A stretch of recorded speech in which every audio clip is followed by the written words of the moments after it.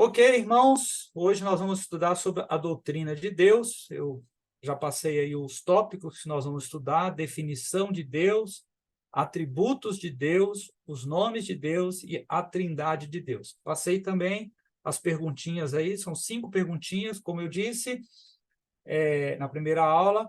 Essas perguntinhas eu irei responder durante a aula, mas vocês a podem fazer agora, porque no final eu vou precisar que vocês me devolvam essas perguntinhas com todas as respostas. Os casais podem fazer juntos aí, tá bom?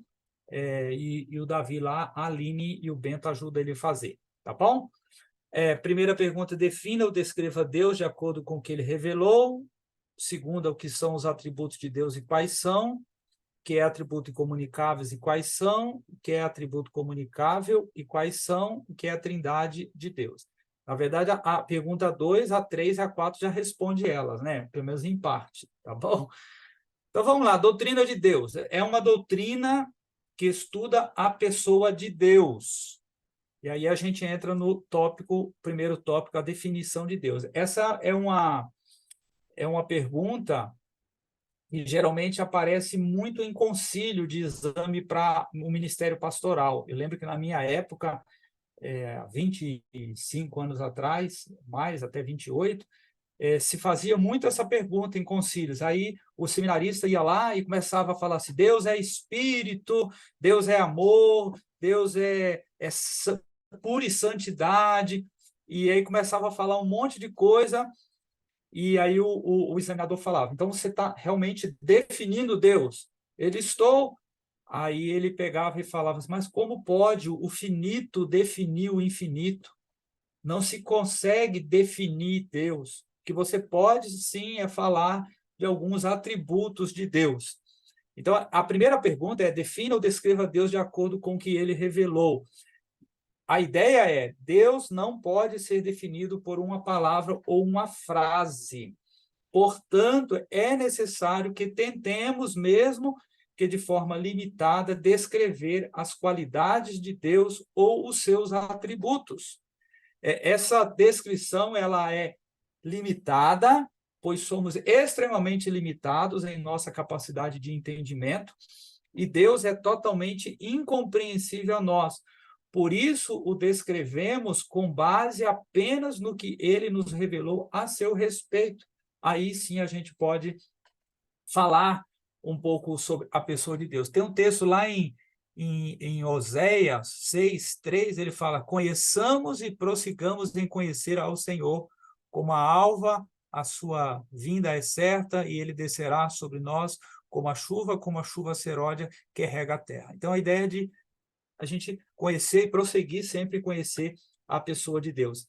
A própria Escritura, ela diz que nem os céus, nem o céu dos céus poderiam conter a Deus. O texto lá de Reis, 1 Reis 8:27, diz: mas de fato habitaria Deus na terra?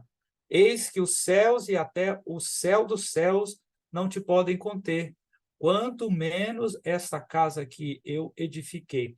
Esse texto aqui, ele é uma citação de Salomão orando quando ele traz a arca para o templo que ele construiu para Deus, e nessa oração ele está reconhecendo a grandiosidade de Deus, que ele não pode limitar a pessoa de Deus. De fato, nos céus nós vamos conhecer plenamente, totalmente a Deus. Mas enquanto aqui estamos, devemos buscá-lo. No entanto, há uma declaração da doutrinária da Convenção Batista Brasileira, uma descrição dessa tentativa de definir, ou pelo menos dar um norte sobre quem é Deus. E é interessante esse documento da CBB. Diz assim, ele é o único Deus vivo e verdadeiro, é espírito pessoal, terno, infinito, imutável, é onipresente, onisciente, onipotente, é perfeito em santidade, justiça, verdade e amor. Pelo menos ele dá um norte do que aquilo que a gente pode entender de Deus. Mas bater o martelo, dar uma definição nua e crua sobre a pessoa de Deus, nós não temos entendimento suficiente da grandiosidade de quem é Deus para fazermos. Vamos para o segundo ponto, então, os atributos de Deus. Vamos falar um pouco sobre os atributos de Deus. Aí tem aquela pergunta, o que são os atributos de Deus e quais são os atributos de Deus? Atributos de Deus são termos usados para indicar aquelas qualidades atribuídas a Deus como parte de sua essência e de sua natureza. Paulo, lá em Romanos 1, verso 20, ele escreveu, porque os atributos invisíveis de Deus, assim o seu eterno poder, como também a sua própria divindade, claramente se reconhece desde o princípio do mundo, sendo percebidos por meio das coisas que foram criadas. O Salmo 19:1, ele fala, os céus proclamam ou declaram a glória de Deus. Então, ele criou o ser humano para buscá-lo e para refletir a sua glória. Ele é o Criador de todas as coisas, visíveis e invisíveis, sendo assim, ele é o único que é digno de receber toda a glória, toda a adoração da sua obra da criação. Dentro de atributos de Deus, a gente tem uma subdivisão. A gente tem os atributos incomunicáveis ou naturais e os atributos comunicáveis ou morais. Os atributos incomunicáveis são os atributos naturais de Deus, eles envolvem aquilo que é parte de Deus, a essência de Deus, a sua natureza. São atributos exclusivos de Deus, só Deus os tem. Apenas ele tem essas qualidades e elas não foram transmitidas ou comunicadas a nenhum outro ser criado, nem nós, nem anjo, nem natureza. Então, Deus não compartilhou tais atributos principalmente com o homem. E os atributos comunicáveis, que é o segundo ponto aí, são os atributos morais de Deus, por isso que é comunicável ou moral. Esses foram impressos na humanidade, na criação. Então, vamos falar um pouquinho sobre, primeiro, os atributos incomunicáveis. E aí também tem uma perguntinha, o que é atributo incomunicável e quais são? Então, são vários. Eu vou elencar algumas aqui, tá, gente? Primeiro, a eternidade. Deus, ele é eterno. Então, o atributo da eternidade significa que Deus não tem começo nem fim. Sua existência é eterna, tanto no passado como no futuro, sem interrupções ou limitações causadas por uma sucessão de eventos. A autoexistência de Deus está intimamente ligada com a sua eternidade, pois, por não ter começo, ele não foi criado por outro. Ele existe por si só. Se ele fosse criado por outro, esse outro seria o Deus Criador. Então, Deus não seria Deus. A Bíblia fala da eternidade de Deus. Se você olhar lá para o Salmo 90, o verso 2, ele fala, antes que os montes nascessem e se formasse a terra e o mundo, de eternidade a eternidade, tu és Deus. Então, Deus, ele existe desde os tempos passados, desde a eternidade. E é interessante que uma das implicações da eternidade de Deus, irmãos, é que ela também nos traz conforto, ou muito conforto, visto que ele nunca deixará de existir e que seu controle sustentador e providencial de todas as coisas e eventos está assegurado. Por isso que nós podemos realmente confiar, nós podemos acreditar toda a nossa vida à pessoa de Deus. Segundo, incomunicável, a imutabilidade de Deus. Significa que Deus não muda. Não quer dizer que Deus ele esteja imóvel ou inativo, mas que Deus não se altera. Como disse, a essência de Deus, a natureza de Deus. A Bíblia ensina sobre a imutabilidade de Deus. Então, tem alguns textos.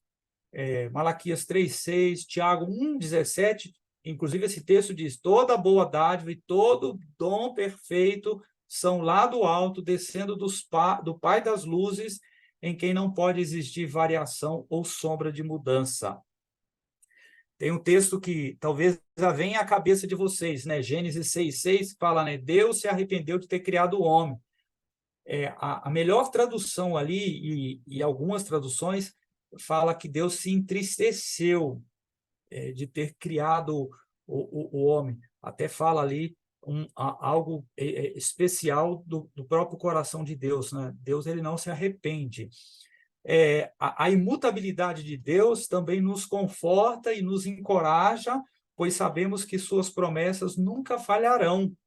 2 Timóteo 2:3 diz, se somos infiéis, ele permanece fiel, porque esse é o caráter de Deus, o caráter de alguém que não muda, pois de maneira nenhuma pode negar a si mesmo. Então, Deus ele não vai negar aquilo que ele prometeu, por isso que a gente diz que o que Deus prometeu, Deus vai cumprir. Deus não é como o homem que mente, nós sofremos variações de mudanças, a gente oscila, Deus não, Deus ele é o mesmo hoje, sempre e eternamente. Deus ele sempre mantém a mesma atitude contra o pecado, ou seja, ele não pode conviver com o pecado. Ainda incomunicáveis, falando da infinitude de Deus, significa que Deus não tem limites ou limitações, não é limitado nem pelo tempo, nem pelo espaço. As Escrituras descrevem essa qualidade divina. Por exemplo, Atos 17, 24 ao 28. Deus fez o mundo e tudo que nele existe, sendo ele Senhor do céu e da terra, não habita em santuário feito por mãos humanas, nem é servido por mãos humanas, como se de alguma coisa precisasse, pois ele mesmo é quem a todos dá vida, respiração e tudo mais. De um só fez toda a raça humana para habitar sobre a face da terra, havendo fixado os tempos previamente estabelecidos e os limites da sua habitação, para buscarem a Deus, se porventura, tateando, ou possam achar bem, não está longe de cada um de nós, pois nele vivemos e nos movemos e existimos, como alguns dos vossos poetas têm dito, porque dele também somos geração. Esse é um texto que resume muito bem a infinitude da pessoa de Deus. Outros atributos incomunicáveis, mas que são muito conhecidos de nós. O salmista, lá no Salmo 139, tem todos eles num único texto, falando da onipotência de Deus. Deus pode fazer qualquer coisa compatível com a sua própria natureza. Mesmo podendo tudo, o que ele escolhe fazer ou não tem motivos que só ele conhece. A Bíblia está repleta de textos que falam sobre a onipotência de Deus. Por exemplo, eu vou citar Apocalipse 1:8. Eu sou o Alfa e o Ômega, diz o Senhor Deus, aquele que é, que era e que há de vir, o Todo-Poderoso. A onipotência de Deus tem limites? Sim, sim. Tem áreas que são limitações que Deus mesmo se atribuiu. Por exemplo, limitações naturais. Tito 1:2 diz assim, na esperança da vida eterna, que o Deus que não pode mentir prometeu antes dos tempos eternos. Então, Deus ele não pode mentir. Deus não pode mentir. Limitações autoimpostas, né? Gênesis 9:11. Estabeleço a minha aliança convosco, e aí, baseado nessa aliança, né, não será mais destruída toda a carne por águas de dilúvio, nem mais haverá dilúvio para destruir a terra. Então, ele prometeu que não mais destruiria a raça humana em água. O mais importante, irmãos, é que Deus não pode fazer coisas erradas. Deus não pode pecar. Em relação ao cristão, o poder de Deus é principalmente relevante quanto ao dar o evangelho. Paulo, lá em Romanos 1:16, ele diz, o poder de Deus para a salvação daquele que crê. Tem um texto lá em 1 Pedro 1:5 que diz que somos guardados pelo poder de Deus para a salvação, para a ressurreição. Onipresença, outro atributo incomunicável e conhecido, significa que Deus está presente em todos os lugares. O texto clássico sobre a onipresença é o Salmo 139, que eu acabei de citar. Para onde me ausentarei do teu espírito? Para onde fugirei da tua face? Se suba aos céus, lá estás. Se faça a minha cama no mais profundo abismo, lá estás também. Se tomo as asas da alvorada e me detenho nos confins do mares, ainda lá me haverá de guiar a tua mão e a tua destra me susterá. Então, onipresença não é o mesmo que panteísmo. Panteísmo, ele iguala o universo a Deus. Panteísmo é uma doutrina filosófica que defende que tudo é Deus e que ele está em todas as coisas, mas eles não acreditam num Deus pessoal. Portanto, é uma heresia. Há distinção entre Deus e a criação, apesar de a sua presença estar em toda parte, mas Deus não está na árvore, como o panteísmo ele ensina. Aprendemos com a onipresença que ninguém pode fugir de Deus, pode fugir da presença de Deus, que ele está presente em todas as circunstâncias das nossas vidas. Onisciência. Deus sabe todas as coisas de modo pleno, sem esforço algum. Ele não precisa fazer nenhum esforço para saber até o que há dentro do nosso pensamento, dentro do nosso coração. Não há coisas ou assuntos que ele não conheça melhor, até mesmo do que nós. Ele conhece tudo.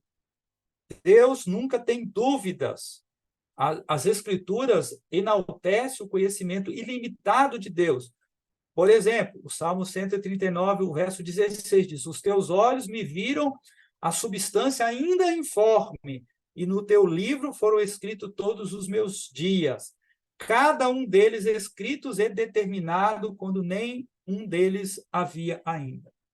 Então, de acordo com a presciência de Deus, Deus assim age, ele tem o conhecimento de um bebê no ventre da sua mãe. Isso é algo fabuloso, a imaginar alguém com o poder dele, e só Deus tem esse poder. Então, o fato de sabermos sobre a onisciência de Deus deve também nos trazer segurança, conforto e sobriedade. Hebreus 4:12 diz: e não há criatura que não seja manifesta na sua presença.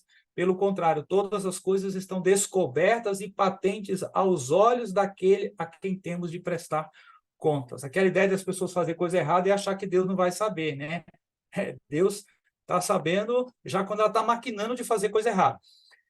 Sobre soberania, o último que eu vou citar de atributo incomunicável, para a gente entrar em comunicável. Soberania significa que Deus exerce o poder total sobre todas as coisas, mesmo que possa escolher deixar que tudo aconteça seguindo as leis naturais que ele mesmo estabeleceu. A Bíblia revela que Deus tem um plano abrangente, que tudo está sob o controle dele. Salmo 135:6. Tudo quanto aprove ao Senhor, ele o fez nos céus e na terra, no mar e em todos os abismos. Mesmo o mal, ainda que o Senhor não se envolva com ele, e que o seu principal objetivo é o louvor da sua glória. Então, na soberania, alguns problemas levantados são: a soberania de Deus anula a responsabilidade do homem? Ou por que a soberania de Deus permite a existência do mal? Essas são questões, essas questões são contradições, mas de maneira apenas aparente, irmãos. De modo misterioso, a nós, a soberania de Deus, ela não anula a responsabilidade do homem e vice-versa. Por exemplo, Filipenses 2:3, porque Deus é quem efetua em vós tanto o querer como o realizar, segundo a sua boa vontade.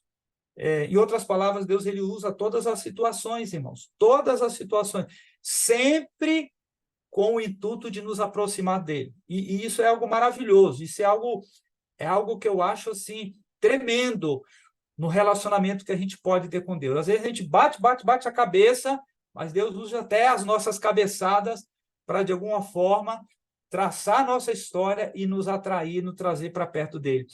quanto ao pecado, um dia Deus irá puni-lo totalmente e plenamente. Mas, por agora, de algum modo, faz parte do plano de Deus, caso contrário, não seria soberano, sendo que o Senhor não criou, caso contrário, ele não seria santo, ele não criou pecado. Sobre essa questão da criação do pecado, quando a gente estudar sobre o pecado, a gente vai debater um pouco sobre isso, tá bom? Agora, falando um pouco sobre os atributos comunicáveis, aqueles que Deus imprimiu em nós. Até tem uma pergunta, né? O que é atributo comunicável e quais são? Vamos lá. Primeiro, amor. O amor envolve atitude de entrega, de cuidado e de correção. O amor busca o bem do ser amado e paga o preço pela promoção desse bem. A Bíblia declara que Deus é amor. Em relação ao homem, esse amor se revela no fato de Deus amar os pecadores, e isso é graça. O amor ele foi derramado no coração do cristão, e quando Deus corrige, demonstra amor pelos seus filhos. É o que nós fazemos também com os nossos filhos. Algumas características ligadas intimamente ao amor, até mesmo fazendo parte dele, são bondade, misericórdia, longanimidade. Deus ele dá corda, né? Estica, dá oportunidades, longânimo, e graça também, o favor imerecido que Deus nos dá. Então, a bondade divina ela pode ser definida como a preocupação benevolente com as suas criaturas. A misericórdia é o aspecto da bondade que faz Deus demonstrar piedade e compaixão. O texto de Efésios 2, 4 e 5 fala, mas Deus, sendo rico em misericórdia, por causa do grande amor que nos amou, estando nós mortos em nossos delitos, nos deu vida justamente com Cristo, pela graça somos salvos. A longanimidade fala sobre o controle diante das provações, e graça é o favor imerecido de Deus, demonstrado primariamente pela pessoa e obra através do Senhor Jesus, que foi quem realmente nos salvou.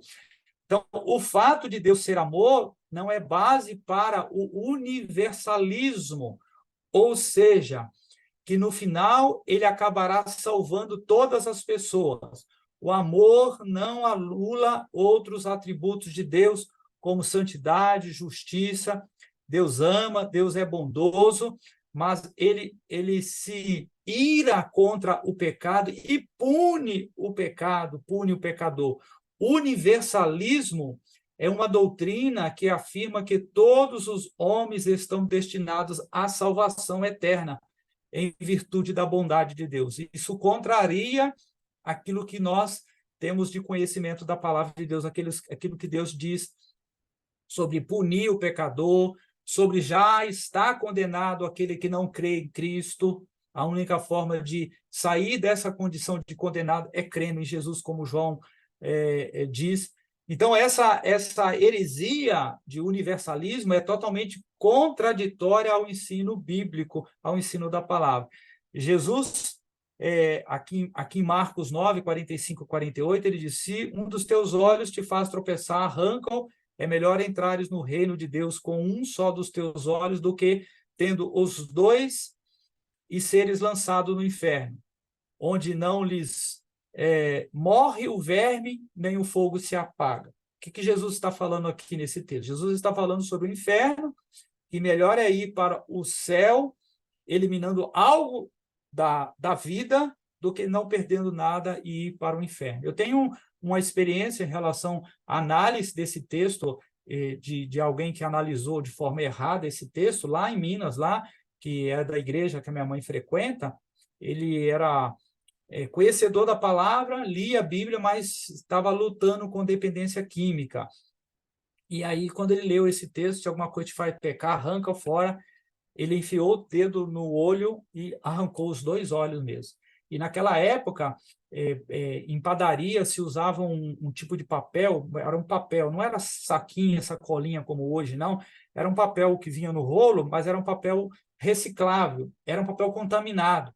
E aí, na hora, a mãe dele colocou os olhos naquele papel e levou para o hospital. Só que aí o olho já chegou contaminado lá no hospital, e ele é cego. Eu conheci o rapaz, teve um dia que eu fui na igreja, ele sentou na minha frente mesmo, rapaz novo, e que perdeu a vista por realmente uma interpretação errada do texto bíblico. Ainda sobre comunicar, justiça, a justiça está ligada à lei, à moralidade e à retidão. Deus é reto em relação a si mesmo e em relação à criação. A Bíblia muito enaltece a justiça de Deus, porque o Senhor é justo, ele ama a justiça, os retos lhe contemplarão a face. O salmista fala sobre isso. Sobre santidade, significa que Deus é separado de tudo que é indigno ou impuro, e que, ao mesmo tempo, é completamente puro e distinto de todos os outros. A santidade, ela foi muito enfatizada por Deus no tempo do Antigo Testamento. Eu sou o Senhor vosso Deus, portanto, vós vos consagrareis e sereis santos, porque eu sou santo, não vos contaminareis, porque nenhuma exame de criaturas que se arrastam sobre a... Então, ele fala, ele pega um texto de Levítico, ele cita esse texto lá em Pedro, lá, falando sobre a santidade, sede santo porque eu sou santo. Então, a santidade de Deus torna necessário o afastamento entre ele e os pecadores, a menos que estes sejam feitos santos por intermédio dos méritos de Cristo. Caso contrário, Deus não pode conviver, não pode compactuar com o pecado. A santidade divina deve fazer o cristão ser sensível ao seu pecado. Se você olhar para Lucas 5:8, falando sobre a pesca maravilhosa ali, logo após a pesca maravilhosa, né, Pedro ele afirma, né, diante do milagre que Jesus realizou, deles pegarem muitos peixes, Pedro fala assim, ou faz a ação, né, prostrando-se aos pés de Jesus, aí ele diz, Senhor, retira-te de mim, porque sou pecador. E é um reconhecimento da santidade de Deus nesse momento. Sobre a verdade, o último atributo aqui comunicado, quer dizer que Deus é coerente consigo mesmo, que ele é tudo o que deveria ser, que ele se revelou como realmente é e que a sua revelação é totalmente confiável. Deus é o único Deus verdadeiro. João 17:3. E a vida eterna é esta, que te conheço a ti, o único Deus verdadeiro, e a Jesus Cristo a quem enviaste. Portanto, Deus não pode mentir, como já dissemos, e é sempre confiável, digno de toda a nossa confiança. Deus não pode fazer nada que contradiga a sua própria essência, a sua própria natureza, e não é possível que ele quebre a sua palavra ou que não cumpra as suas promessas. Então, já falei sobre a definição de Deus e falei sobre os atributos, e atributos a gente teve que gastar bastante tempo. Agora eu vou falar um pouco sobre os nomes de Deus, que é o terceiro ponto da lição. A análise de alguns nomes com que Deus é chamado na Bíblia serve como revelação adicional do caráter de Deus. Além disso, o uso do nome do Senhor sempre foi visto com muita reverência, até pelos escritores, né? No Novo Testamento, a gente tinha uma prática de trocar de pena quando os escribas estavam escrevendo e aparecia o nome Jeová, o nome Senhor lá, eles trocavam em total reverência, né? Hoje se usa o nome de Deus de forma muito em vão, infelizmente. Então, invocar o nome do Senhor era o mesmo que adorá-lo, reverenciá-lo, respeitá-lo.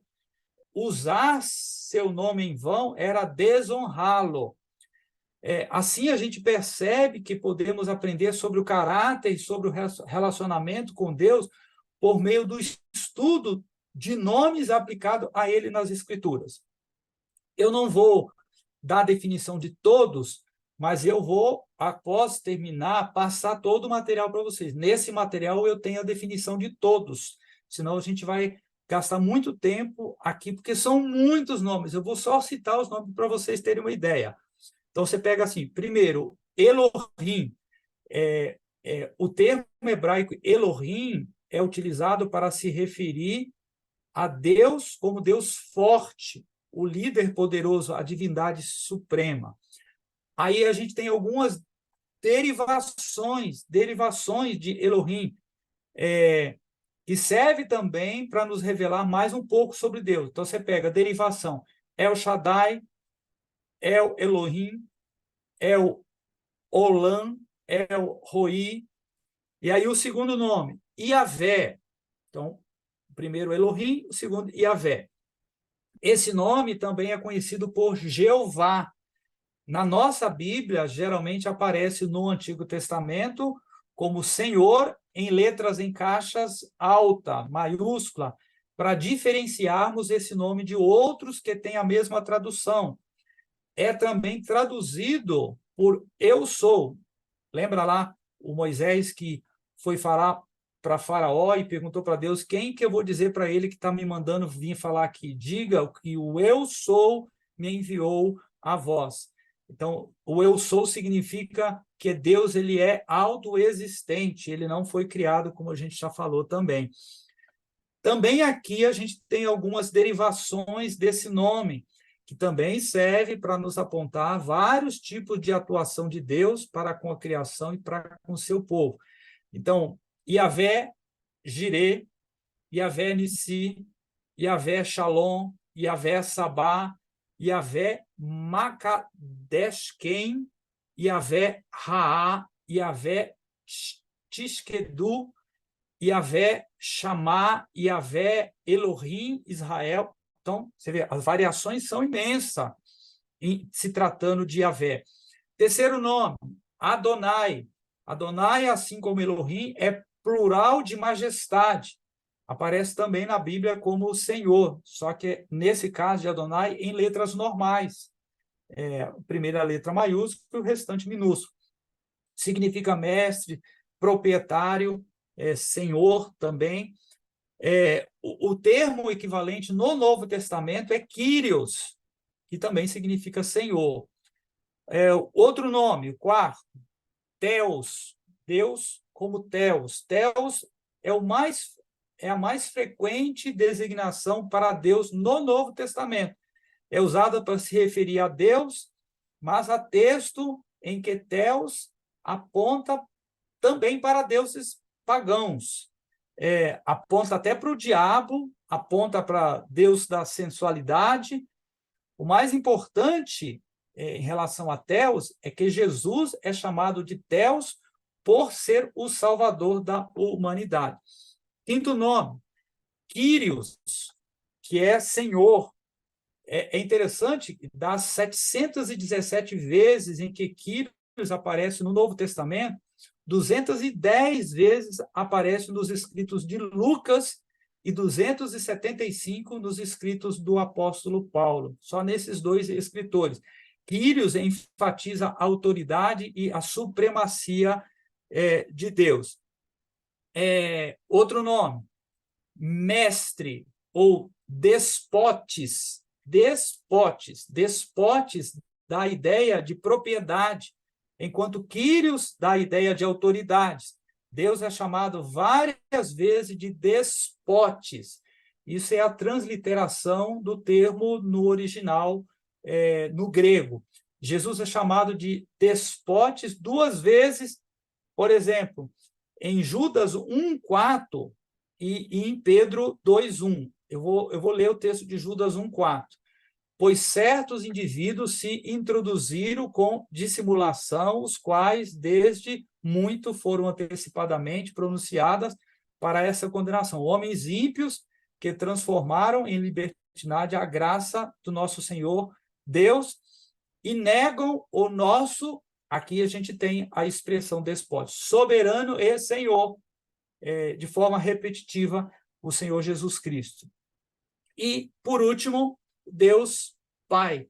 Deus é apresentado no Novo Testamento como Pai, no Antigo Testamento o nome Pai designa Deus 15 vezes, no Novo Testamento isso acontece 245 vezes, e como Pai, ele dá graça e paz, ele dá boas dádivas, ele dá mandamentos para que sejam cumpridos, ele responde às nossas orações, as nossas orações são feitas ao Deus Pai, em nome de Jesus, com a a interpretação do Espírito Santo de Deus. E aí a gente chega no último ponto da lição, que é sobre Trindade. Aí a pergunta, o que é a Trindade de Deus? A Trindade de Deus, na Bíblia não aparece nenhuma vez a palavra Trindade, irmãos. Contudo, usamos essa palavra para expressar uma doutrina que, apesar de muito complexa, é bíblica. Trindade de Deus significa que ele é uma só essência divina em três pessoas distintas: o Pai, o Filho e o Espírito Santo de Deus. Há uma dificuldade muito grande em definir exaustiva e corretamente essa doutrina, visto que a ênfase em um aspecto diminui o outro. A gente poderia usar muitos exemplos, irmão, muitos. Eu poderia usar exemplo, por exemplo, da água. A água, ela é sólida, ela é líquida e ela é gasosa. Mas ela não é ao mesmo tempo. Quando ela é sólida, ela é gelo, ela não é líquida, não é gasosa. Quando ela é gasosa, ela não é sólida e líquida. Então, é um exemplo que a gente poderia nos ajudar ou até mesmo, às vezes, atrapalhar na interpretação ou no entendimento do que é a Trindade. Antigamente, tinha aquele aparelho de som lá, o 3-em-1 da Philips lá. Ele era toca-disco, toca-fita e rádio. Mas quando você tocava o rádio, você não tocava o toca-disco, você não tocava o toca-fita. Aí você vai usar assim, o exemplo do pai, do pai, do avô, do pai e do filho. Mas, por exemplo, o filho, ele não é pai e avô ao mesmo tempo, como é o pai, que também não é como é o avô. Então, são exemplos que às vezes a gente acaba usando, mas que pode até mesmo confundir. Uma das melhores definições de Trindade é a de Warfield, um teólogo. Diz assim: existe apenas um único Deus e verdadeiro, mas na sua unidade da divindade existem três pessoas coeternas, coiguais, da mesma substância, mas de substância distinta. E aí você vai falar, pastor, está entrando em contradição. O melhor recurso que a gente pode usar para podermos tentar entender, compreender, aceitar a doutrina da Trindade é o recurso da fé mesmo. É o recurso da fé. Assim como tentar definir Deus, a gente vai chegar de que nós não temos entendimento intelectual, racional, para compreendermos a plenitude de quem é Deus, de igual maneira a Trindade de Deus também. Agora, irmãos, é evidente que a única forma de aceitarmos é através do recurso da fé. A Trindade no Antigo Testamento. No Antigo Testamento, encontramos indícios da triunidade de Deus. Contudo, devemos ter em mente que a revelação progressiva tornou evidente a Trindade apenas no Novo Testamento, com os estudiosos.